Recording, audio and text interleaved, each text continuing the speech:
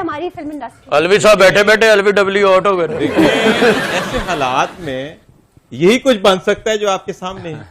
دیکھیں اب کہتے ہیں یہ انویسٹمنٹ نہیں آتی ہے, فلم نہیں بنتی. انویسٹر تو پڑا بیٹھا ہوا ہے, انویسٹر تو نیت سے آیا ہے, انویسٹر تو کرنا چاہتا ہے. اب آپ دیکھیں کہ یہ جو پرانے اداکار ہیں یہی جگہ نہیں چھوڑ رہے.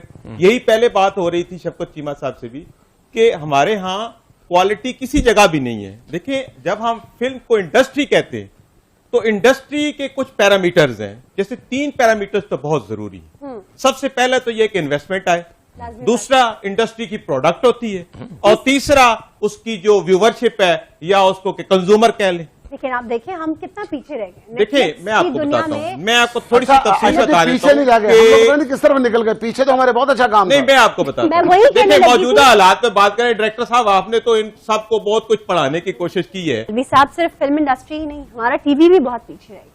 اب دیکھیں بارڈر پار کتنی ساری ایسی پروڈکشن کمپنیز ہیں جو ویب چینلز اور ویب سیریز لے کر آ رہے ہیں. آپ نیٹ فلکس کو دیکھ لیں, ہمارا کوئی ایک پروجیکٹ بھی اس میں نہیں ہے. کیوں نہیں ہے؟ انڈیا کے کتنے پروجیکٹس ہیں اس کے اندر, ہم کیوں اتنا پیچھے ہیں؟ دیکھیں ایسا کوالٹی بہت میٹر کرتی ہے. ایک تو کوالٹی ہو گئی, کوالٹی اتنا میٹر کرتی ہے کہ کوالٹی کے بیس, کنٹینٹ کے بیس پہ ہی اگلوں نے دیکھنا ہے. اب دور اتنا آگے ماڈرن آ چکا ہے کہ ہر کوئی آدمی کھیل تماشے کے علاوہ اس کے اندر انفارمیشن بھی چاہتا ہے, ماڈرن اپروچ بھی چاہتا ہے. اب دیکھیں آپ کے جو فلم ہے اس کا ڈائریکٹلی مقابلہ انڈین فلم سے, اور جو اتنی جدید ہے.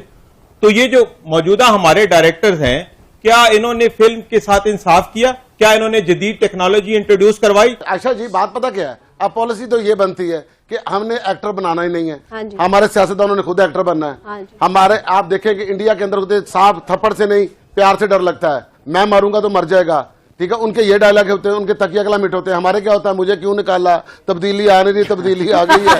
اب ہمارا مطلب ہے کہ وہ آپ سے بڑے ایکٹر ہیں کون سے جو باہر بیٹھے ہیں, تو پھر ان کو چاہیے یہ فلمیں بنا لیں, ہم حکومت میں چلے جاتے ہیں. تو آپ ایسے کر لیں. نہیں انڈیا میں جا بھی رہے ہیں لوگ, آپ اداکار انڈیا میں سارے اداکار صرف باہر نہیں بیٹھے, ملک میں بھی موجود ہیں. ہاں ملک میں بھی جو موجود ایکٹنگ کر رہے ہیں. ہاں جی. دیکھو نا تسی اب وہ کیا کہیں گے تو اچھا نہیں لگے گا وہ بات, لیکن یہ فلم بنانے کے لیے بہت محنت, پیسہ, دلیری اور اس پر ڈیوٹی دینی پڑتی ہے. میں اپنے بیاہ کی فلم بنائی, ایک ایک لمحہ میں نال کھلوتا رہا کیمرے مین دے, شاٹ بنایا, شاٹ 2 گانے پا کے میں ریلیز کرنے لگا.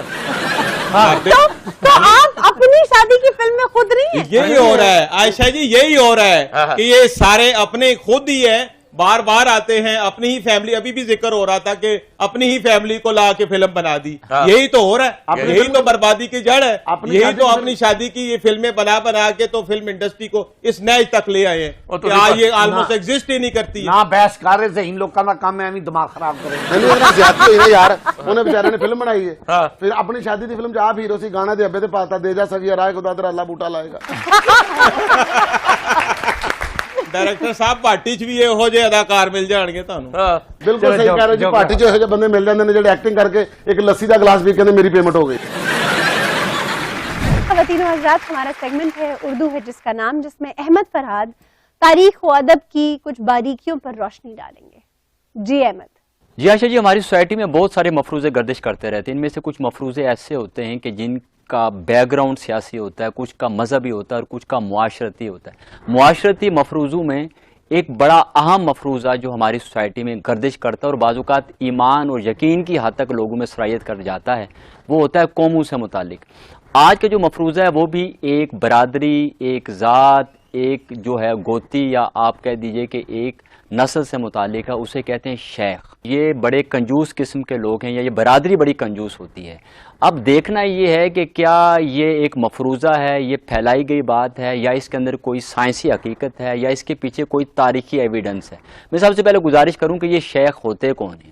سب سے پہلی بات تو یہ ہے کہ یہ شیخ جو ہے, جس کو ہمارے ہاں شیخ کہا جاتا ہے, اور عربی چونکہ عربی النسل لفظ ہے تو وہاں پر شیخ کہا جاتا ہے. شیخ کا مطلب ہے پیر کا, بزرگ کا, یا ایسا شخص جس کے ہاتھ پر بیعت کی جائے. اور ہمارے ہاں جو ہے اسے ایک ذات, کاسٹ یا ایک جو ہے برادری کے طور پر لیا جاتا ہے.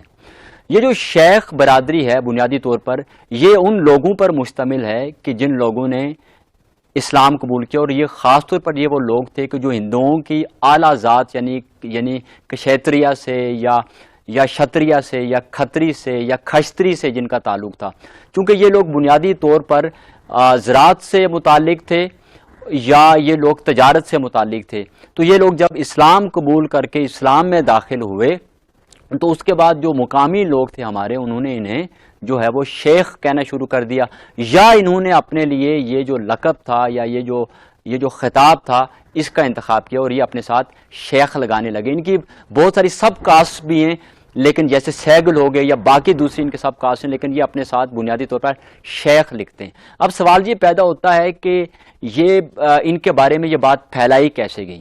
اچھا، یہ بات صرف شیخوں سے متعلق نہیں ہے، ایسے کچھ مفروضے دوسری برادریوں یا دوسری ذاتوں سے متعلق بھی مشہور ہیں، سچ یا جھوٹ یا مفروضہ یا حقیقت۔ جیسے سیدوں کے بارے میں کہا جاتا ہے کہ سارے سید خوبصورت ہوتے ہیں، جیسے بٹوں سے متعلق کہا جاتا ہے کہ جو سارے بٹ جو ہیں وہ پیٹو ہوتے ہیں۔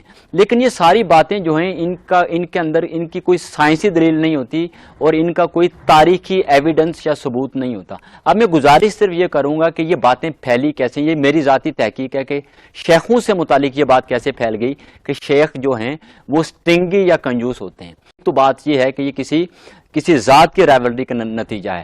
دوسری جو بہت اہم بات میری سمجھ میں آئی اور جو میں یہ سمجھتا ہوں کہ بنیادی ریزن ہے اس مفروضے کے پیچھے، وہ یہ ہے کہ چونکہ یہ جو کھتری تھے یا کھشتری تھے ان کا تعلق تجارت سے تھا، تو جب یہ ہمارے سماج کے اندر آئے تو یہ تھوڑے متمول تھے، ان کے پاس پیسہ تھا۔ یہ جو ذات تھی یا یہ جو برادری تھی، شیخ جو تھے، ان کا تعلق بزنس کے ساتھ تھا، کاروبار کے ساتھ تھا، یہ بنیے تھے، یہ مہاجن تھے، جو ہے وہ یہ بڑا کنجوس آدمی ہے۔ شیخوں کے ساتھ بھی ایسا ہی ہوا، چونکہ یہ متمول لوگ تھے، یہ کاروباری لوگ تھے، پھر جب ان سے متعلق ان سے امیدیں لوگوں کی زیادہ تھیں یا ان سے لوگوں کی جو توقعات زیادہ تھیں، اور ظاہر انسان جو ہے وہ انسان کی جو توقعات اور امیدیں اس پر پوری طرح پورا اتر نہیں سکتا، تو لہٰذا ان کے بارے میں یہ بات مشہور کر دی گئی کہ شیخ جو ہیں یہ کنجوس لوگ ہیں۔ میں آپ سے یہ گزارش کروں کہ چنیوٹ، لاہور، کراچی، کشمیر میں بہت سارے شیخ ایسے ہیں جو بہت بڑے بڑے جو رفاہی ادارے ہیں، جو عام آدمیوں کا بھلا کرنے والی جو این جی اوز ہیں یا جو گروپس ہیں یا جو لوگ ہیں، ان کے جو ڈونرز ہیں ان میں بڑی تعداد جو ہے وہ شیخوں کی ہے۔ تو گزارش یہ ہے کہ کسی بھی سوسائٹی، برادری، جاتی یا ذات کے اندر پارشلی لوگ